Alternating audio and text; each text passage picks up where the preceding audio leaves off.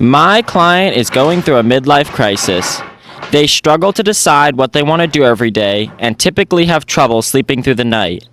Their roommate was desperate to find something to help my client, and I had the perfect solution, i.e., piece of furniture.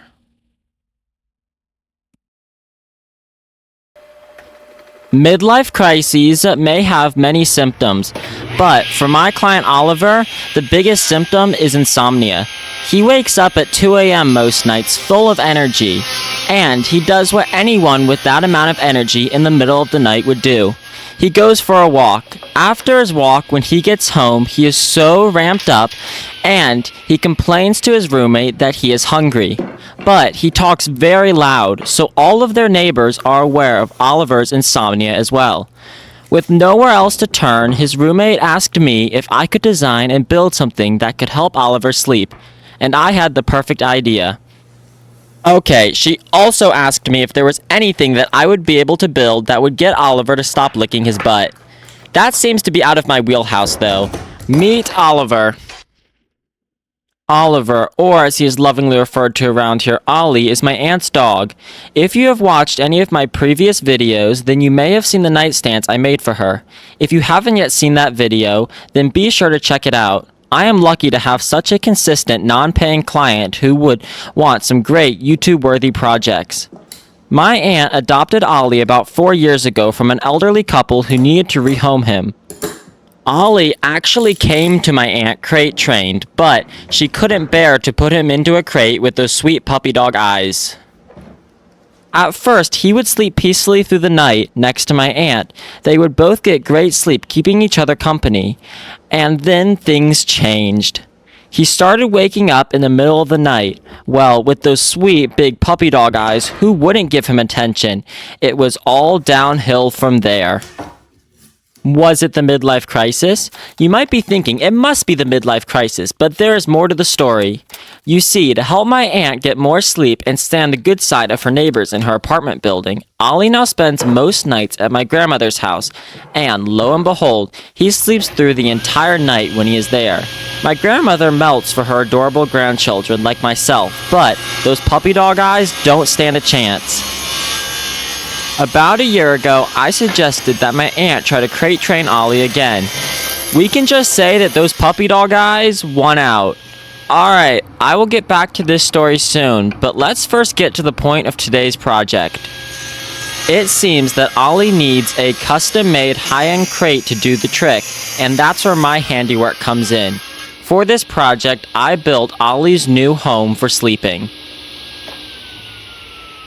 Alright, what you have seen me do on this project thus far is cut 45-degree miters on a couple of pieces and then glue them up to make the four corners of the dog crate. After that, I decided to move on to cutting down material for slats. I cut pieces to 1 inch by ½ inch by however long I needed. This whole project's going to be made out of cherry because I have a bunch of these cherry strips that I bought for a good deal at a lumber yard a couple of years ago. When I bought these strips, I didn't realize how many there actually were, and my plan was to use them in cutting boards. I have used some of them in cutting boards, but no matter how many cutting boards I make, there's always more strips. At least that's what it feels like. And I needed to use up these strips soon to make room for more material in my shop. So, when my aunt reached out and asked me to make her a dog crate for Olly, I was more than happy to because it gave me an opportunity to use up these pieces of cherry I had sitting around. Those cherry strips would be perfect for a dog crate, and my aunt said that I could create it however I wanted, with some minor stipulations. It had to match the decor in her apartment. The slats had to be horizontal, not vertical, so that it didn't look like Olly was going into a jail cell every time he went into his crate. And the hardware had to be a fashionable black metal. Oh, and she also insisted that it had to be 40 inches long, so that there was plenty of room for Olly to be able to sploot in there. Yeah, I didn't know what splooting was either, but I soon learned. To me, it's just giving spatchcocked dog vibes. I did convince my aunt that at Olly's size, a 36-inch long crate would be plenty of room for splooting. Fortunately, with all those specifications, I could still use cherry because it matched her decor.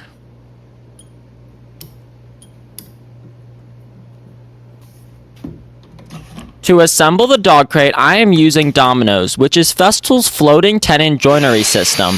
There are various ways these pieces can be joined together. I could have used standard mortise and tenon joints or screws with plugs in the holes. The screw option is not ideal because the holes where I put the plugs would still be visible. I chose dominoes because similar to mortise and tenon, it is incredibly strong, and there are no plugs visible from the outside of the crate.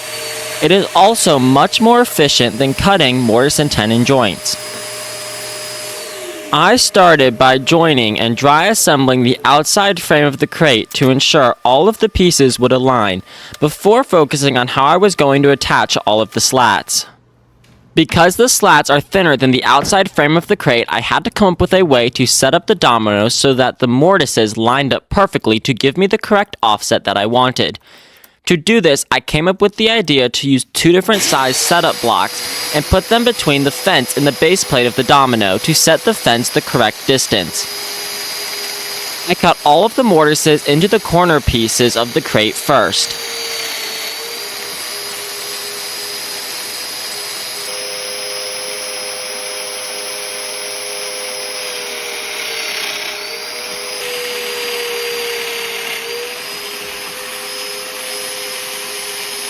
For the next step, I removed one of the setup blocks and readjusted the fence to the new distance to cut all of the mortises into the slats. If this idea works as intended, then all of the pieces would line up. The one thing I had to be sure of was that all of the slat faces were up against the fence on the domino when cutting the mortises, or else I would end up with one slat that fit into the crate backwards. As I mentioned previously, my aunt tried to crate train Olly about a year ago with a crate she bought on Facebook Marketplace. She heard that the first step to crate training was getting the dog comfortable in the crate with the door open. My aunt has a huge heart, so when Olly didn't seem to want to be in the crate willingly, she couldn't bear to force him to try to sleep in there, and that is where the crate training ended.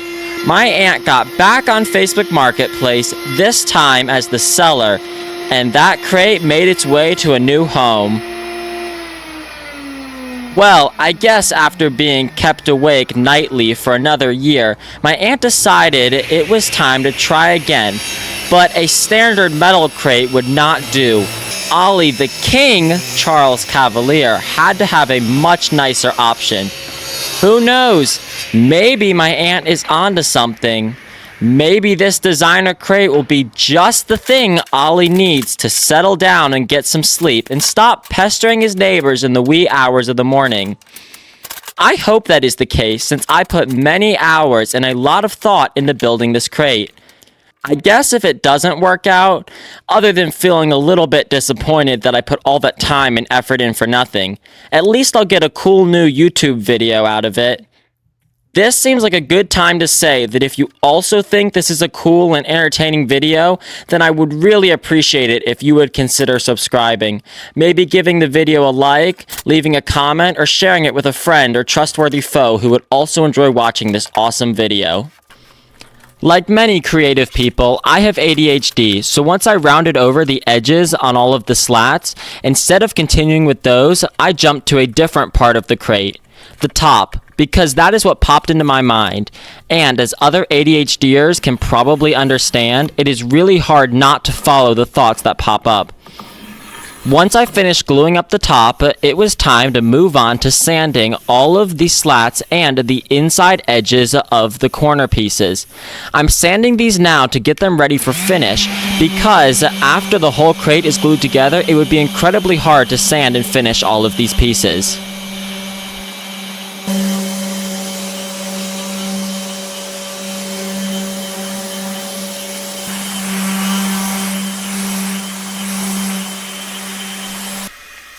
I am using Rubio Monocoat as the finish for this crate because it is easy to apply to all those slats, and I had it on hand in my shop. They market it as a one-coat finish, hence the name Monocoat, but I prefer the look of 2 coats. As long as Olly doesn't like the taste of Rubio as much as he likes the taste of glass, it should hold up just fine, and years from now look just as good as the day I applied it. And workshop mishap. When I was trying to apply the Rubio to one of the slats, it slipped out of my hand, slammed into the cup of mixed up Rubio, causing it to spill all over my table saw.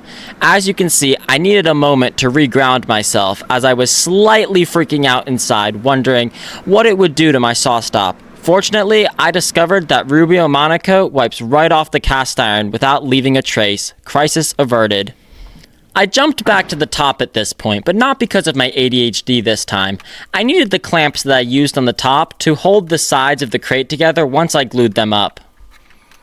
I glued up the sides of the crate in sections. First, I glued up the two long sides. Once they dried, I attached the slats to the long sides to make up the short sides of the crate, and put it all together.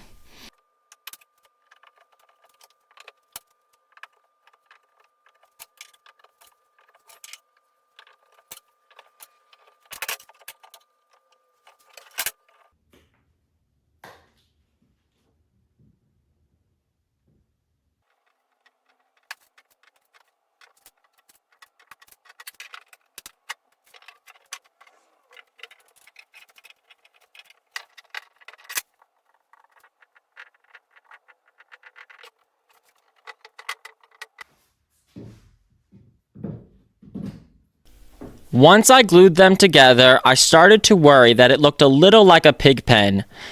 While trying to avoid the jail cell look, we ended up with the farm look instead. When I brought this up to my aunt, her first reaction was, well, he kinda sounds like a pig when he snores. Her next thought was a little more concerned. She wondered what we could do to avoid the pig pen vibe. We tried to come up with a door design to solve that dilemma. While I let that thought marinate, I went back to working on the top.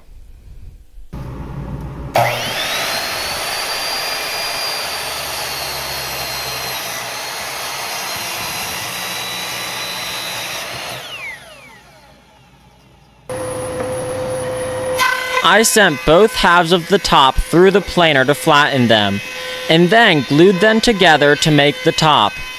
I had to do this in two pieces because one piece would have been too wide to fit through my planer.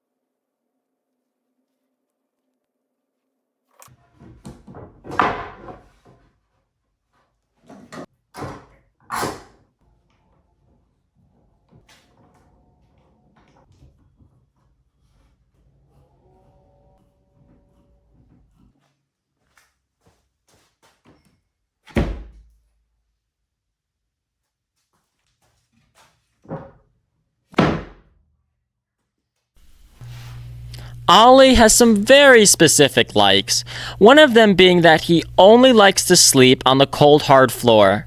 No comfy bed for him, although he looks pretty comfortable on the couch, so I'm not fully sure if I'm buying this quirk, but I do what the client requests, or the client's roommate in this case. Because Olly likes to sleep on the hard floor, my aunt originally requested that the crate not have a bottom. I explained to her that the floor of the crate would increase stability and improve the structural integrity. I wanted the bottom to be a 1/2 inch thick, but I didn't have any 1/2 inch plywood. However, I did have a piece of 1/4 inch pre-finished plywood and another 1/4 inch thick unfinished piece of plywood. So I laminated these two together to use as the floor of the crate. This saved me time because I didn't have to sand and finish the inside base. To install the bottom, I first cut a rabbet into the crate itself. Then, after that, I was able to measure that rabbet and get the exact dimension that I needed to cut the floor of the crate to.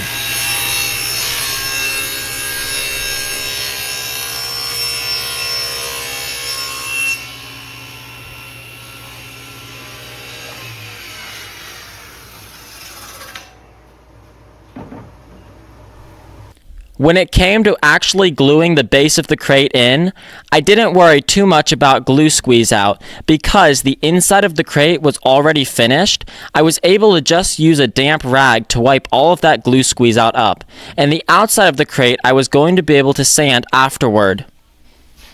Here you can see how the bottom of the crate fits into that rabbit, elevating the overall design and enhancing the bouginess of this crate.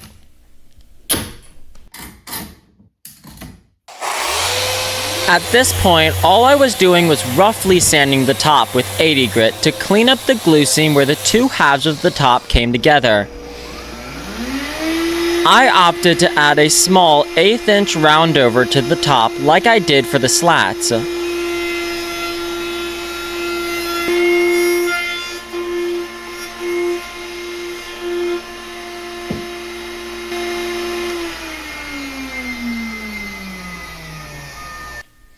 To fix a couple of small imperfections, I opted to use a little bit of CA glue instead of something like an epoxy. All I had to do was hit it with a little bit of activator and it would dry instantly, allowing me to get back to sanding.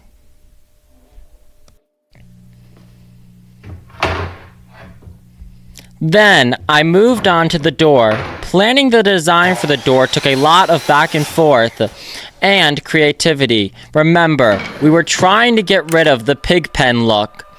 The design we settled on required that I make a solid panel to start. This was very straightforward, similar to how I made the top, where I did it in 2 halves, planed each half, and then glued it together into one piece.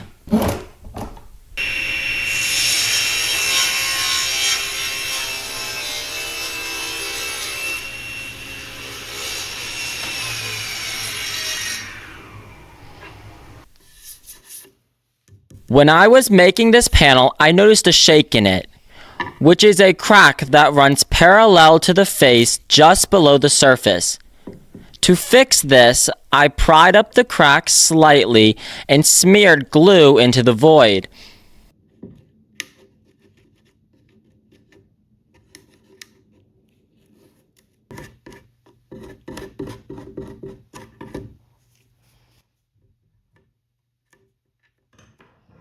I had to devise a creative way to get clamping pressure in that one specific spot. To do this, I placed a piece of plastic wrap over the glue so that it would not stick to the small scraps of wood that I placed over the crack to allow the clamps to apply pressure in that area.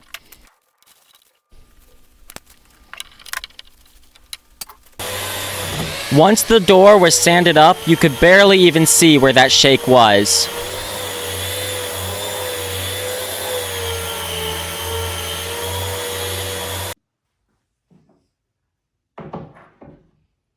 I installed the hinges and panel before cutting out the design we decided on.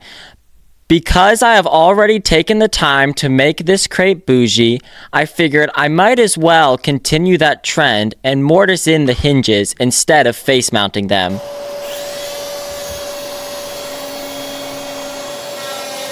To do the mortising, I first started with the trim router to hog out the majority of the material.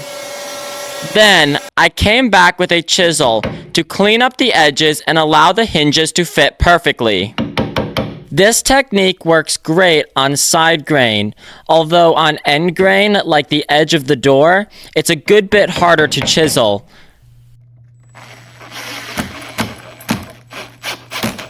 The design I came up with for the door that my aunt loved was inspired by a modern style garage door with the 4 offset linear horizontal windows and V-grooves between each one. This did the trick. No more pig pen.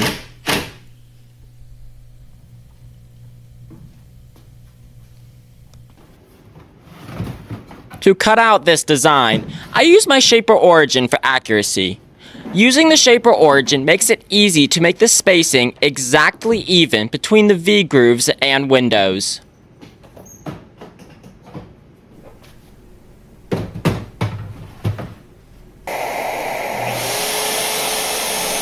I start by cutting the V-grooves with a 60-degree engraving bit. and then switch to a 1/4-inch upcut router bit to cut the windows.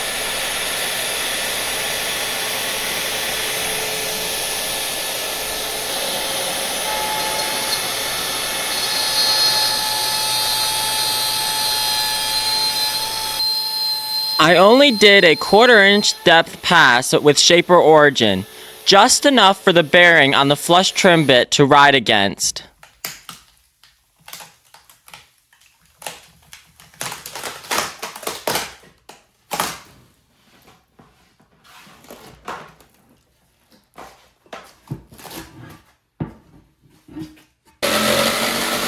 In the resulting groove, I used the jigsaw to finish cutting out the window, leaving a little bit of material all the way around. After that, I removed that little bit of excess material with the flush trim bit on my router table.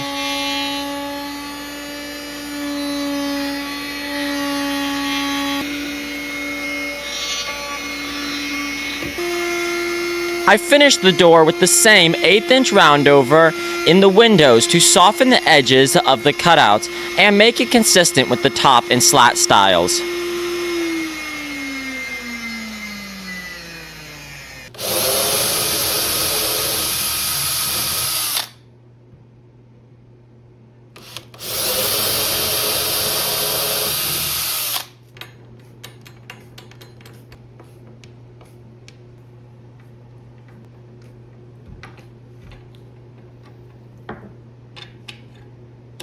Once the latch goes on, the door really complements the slats well.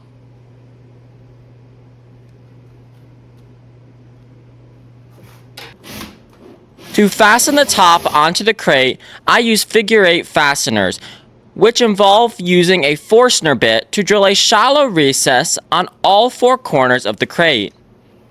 Then I attach one side of the fastener into each recess. The other side of each fastener sticks out into the inside of the crate, where I will be able to put a screw through the fastener into the top from the inside of the crate, so there are no exposed fasteners. All that is left at this point is to dismantle all my hard work so that I could sand each piece up through the grits and then apply finish to all the pieces that did not have finish on them yet.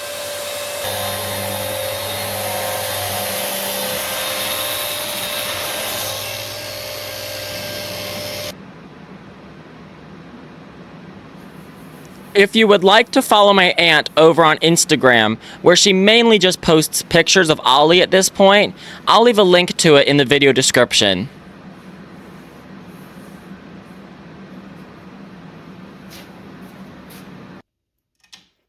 As I am reassembling the crate, here is a better visual to see how the fasteners work. One of the most challenging parts of using these fasteners is having to lay down inside the crate to screw the top back on.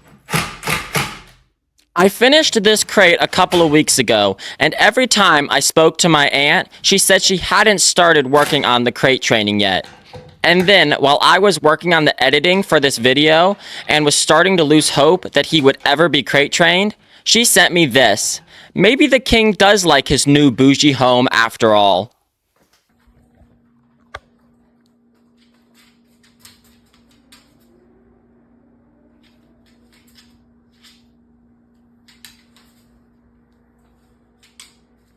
I think it's under you. Oh no, you got it. What do you think?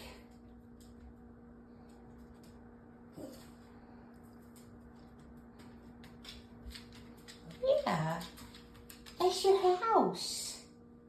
That's your new condo. Let's check out how the finished crate turned out.